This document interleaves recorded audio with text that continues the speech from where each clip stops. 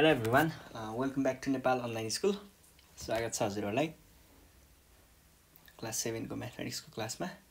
हामी चाहिँ यो भन्दा अगाडि इक्वेसन एन्ड इक्वालिटी भन्ने च्याप्टर पढिरहेको थियौं। त्यसमा चाहिँ मैले तपाईहरुलाई यो इक्वेसनको बारेमा कुरा गराउँदै थिएँ है।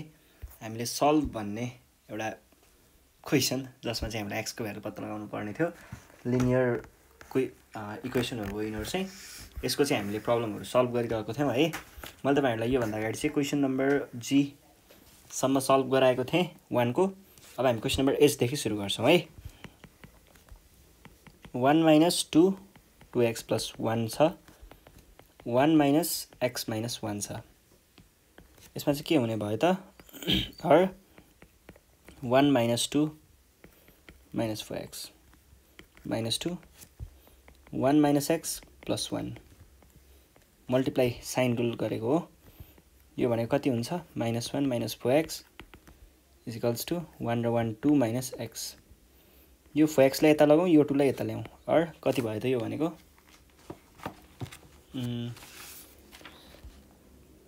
-1 - 2 अनि त्यसपछि 4x - x or 3x = -3 or x = -3/3 1 = -1 चाहिँ हाम्रो आन्सर भयो। यसपछि I नम्बर 4.8x - 7.3 = 2.8x + 2.7। यो x वाला चीजलाई एकै ठाउँमा ल्याउनु पर्छ है। यसलाई यता और 4.8x + 2.8x = 7.3 किनकि यो नेगेटिभ थियो, यता आउँदा पोजिटिभ भयो 2.7 और यो भनेको 6 7.6x = 9 10 और x = कति भयो त?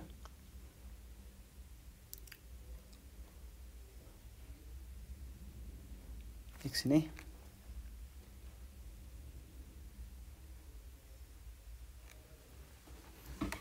7.6 4.8 त्यो भनेको 7.6 नै भयो। ठीक छ। 7.3 त्यो पनि ठीक छ। भनेपछि 10/7.6 भयो। 10/7.6 भयो।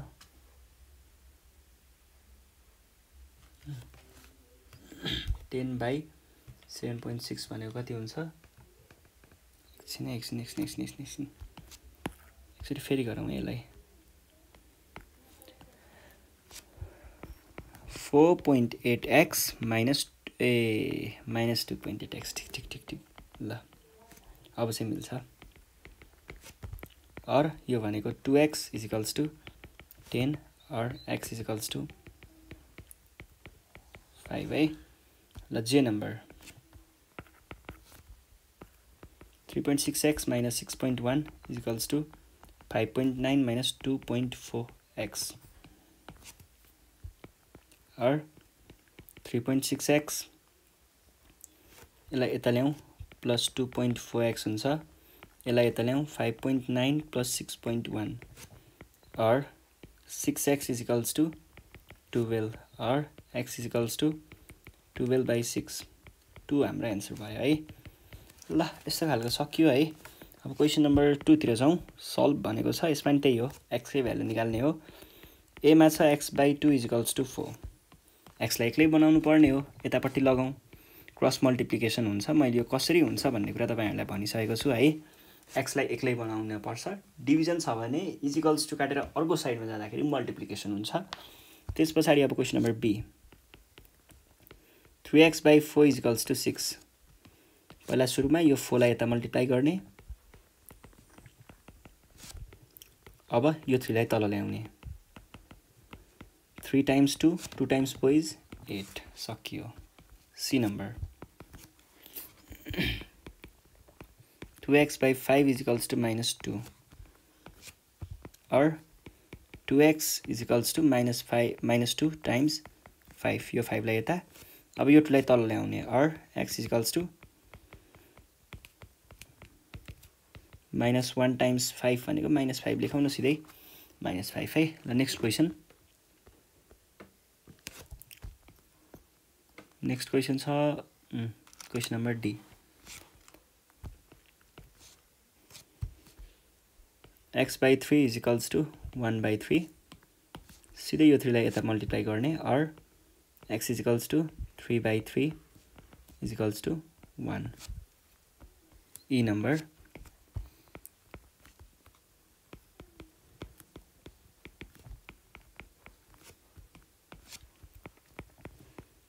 Two x is equals to 4 times 3/6 3 times 2 2 times 2 और x इज इक्वल्स टू 2/2 किनकि यो 2 लाई पनि तल ल्याउनु पर्यो नि त 1।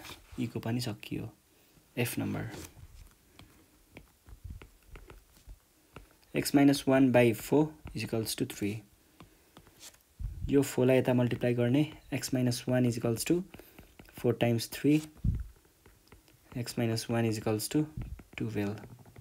x -1 लाई यता लगाउँ 12 + 1 is equals to 13। G number 3x + 6/2 3/2। अब यो देख्दै बित्तिकै यसरी काट्न पनि पाइन्छ है। दुईटैको डिनोमिनेटरमा इक्वल्स टु को यतापट्टि र उतापट्टि दुवैतिर एउटै नम्बर छ भने सिधै काट्न पनि पाइन्छ।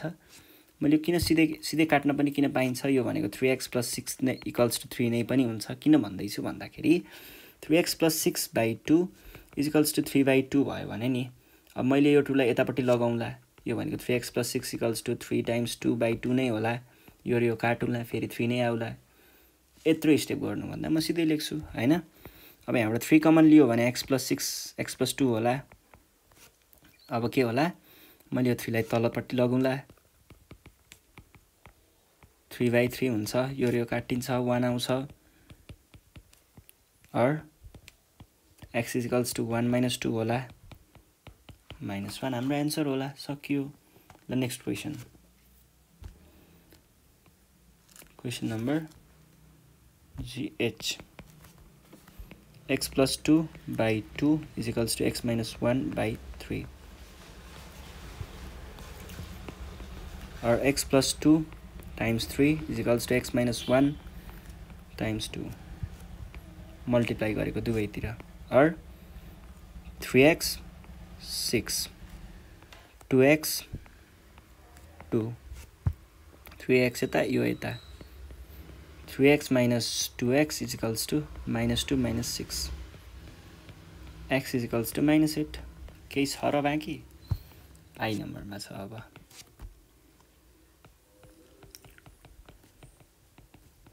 2x + 3/7 7 times 3x - 1 2x + 3 times 5 फर्स्टमा के होला 7 times 3 21x 7 times 1 7 5 times 2 10x 15। जे नम्बर ए सकियो र सकेको छैन सकेन है।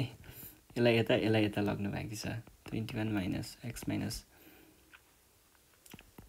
10x is equals to 7 + 15 or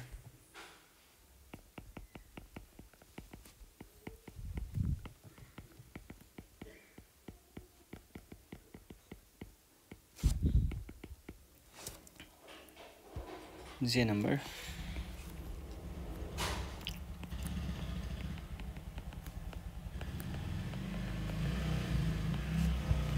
or 3x + 1 4x - 1 or यो मल्टिप्लाई गरेको है cross multiply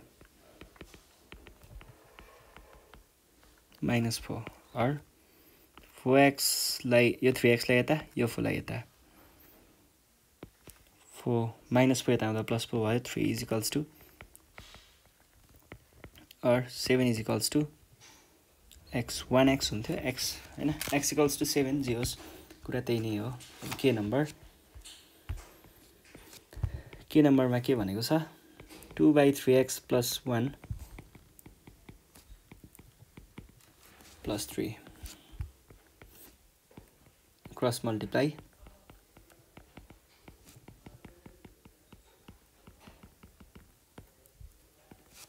or 2 times 2 4x plus 6 is equals to 3x plus 1 or यो 3x यता 6 यता 1 minus 6 minus 3x x is equals to minus 5 सक्यो L number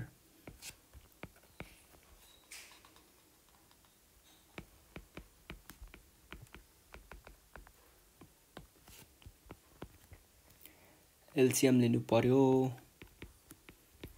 2 times 3 हामीले त यस्तो त पढिसकेको हो नि त रेशनलमा कसरी गर्ने भनेर त हैन त्यही भएर गाह्रो हुँदैन यो भनेको 3x minus 2x by 6 is equals to 2 or x by 6 is equals to 2 or x is equals to 6 times 2 is equals to 12 सक्यो केही पनि रहन्छ यस्तो सजिलो क्वेशन ल अब क्वेशन नम्बर 3 मा छौं हामी चाहिँ सल्भ भनेर भनेको छ है त्यस्तो गाह्रो छैन सल्भ गर्ने कुरा हो x plus 10 यो त मैले तपाईहरुलाई एक्जाम्पलमा पनि अगाडि देखाइ नै सकेको छु हैन यो भनेको के हुन्छ त x plus 10% of x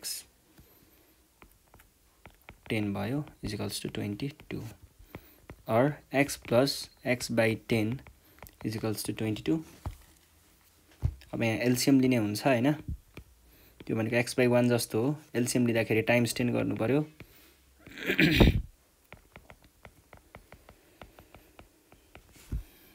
or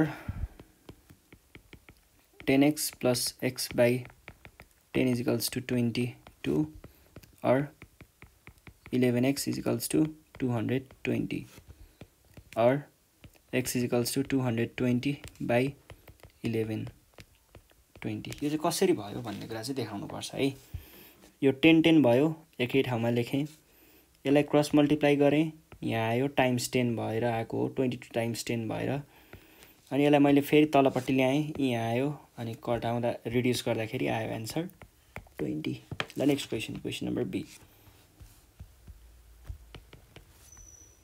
x plus 20% of x is equals to ₹60 or x plus 20% of x is equals to ₹65 or x plus x by 5 is equals to ₹60 यसलाई यता मल्टिप्लाई गर्ने x times 5 plus x by 5 is equals to ₹60 or 6x is equals to यो 5 लाई यता multiply गरे ₹60 times 5 or x is equals to ₹60 times 5 by 6 किनकि यो 6 लाई नि त ल्याउनु पर्यो नि त तल x को भ्यालु निकाल्दै छौ नि त हामी हैन यो भनेको 10 भयो 10 times 5 is 50 सक्यो C number x plus 25% of x is equals to ₹120 भनेको के भयो त of x यो 4 भयो or x by 1 plus x by 4 is equals to ₹120 हुन्छ यसबाट हेर्दा के देख्न सकिन्छ त भन्दाखेरि टाइम्स 4 एलसीएम हुन्छ रेशनल एक्सप्रेसन को कुरा or 4x plus x by 4 is equals to कति भयो ₹120 यसलाई क्रस मल्टिप्लाई गर्ने or 5x is equals to ₹120 times 4 अब यो 5 लाई तल ल्याउने or x is equals to ₹5 times 24 times 4 is 96 चाहिँ हाम्रो आन्सर आयो है ल यस पछाडी नेक्स्ट क्वेशन नम्बर डी मा छ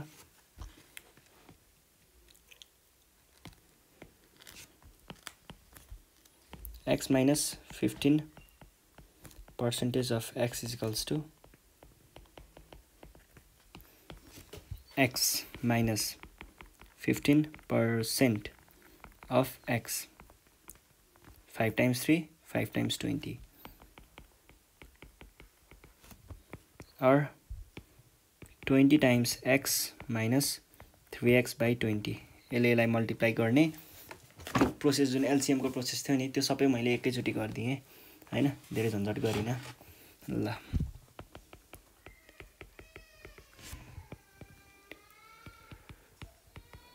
is equals to rupees 170 times 20 भयो, or 17x equals to rupees 170 times 20 हुन्छ, or x is equals to rupees 170 times 20 by 17 हुन्छ, किनकि यो 17 लाई मैले तल ल्याउनु पर्छ। यो टाइम्स 10 हुन्छ, 10 times 20 is 200। सकियो। ल question number A, x minus 40% of x is equals to rupees 90 छ। यसमा चाहिँ मैले के भन्न सक्छु, x minus 40% of x is equals to rupees 90 है। 20 times 2, 20 times 5, or x 5x direct गरिदिए, 2/5 यहाँनिर x हुन्छ, यसलाई अफ भन्दा नि टाइम्स लेख्न राम्रो हुन्छ है। is equals to rupees 90, multiply गर्ने 5 ले, 3x is equals to rupees कति पो हुन्छ हौ, यो त 450 पो हुन्छ, or x is equals to rupees 450 by 3, 150 हाम्रो एन्सर। ल अर्को क्वेसन, क्वेसनले के भन्दैछ, x equals to 180 plus 10% of x, or x equals to 180 plus 10% of x, 180 plus 10, x by 10, or x is equals to 180 times 10 plus x by 10, cross multiply, or 10x is equals to 180 हैन plus x, यसलाई यता ल्याउँदा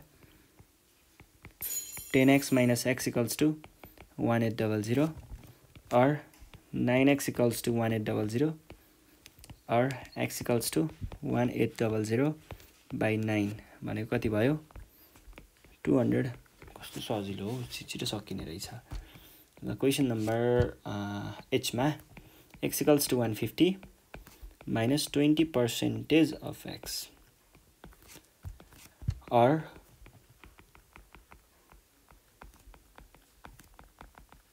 of x,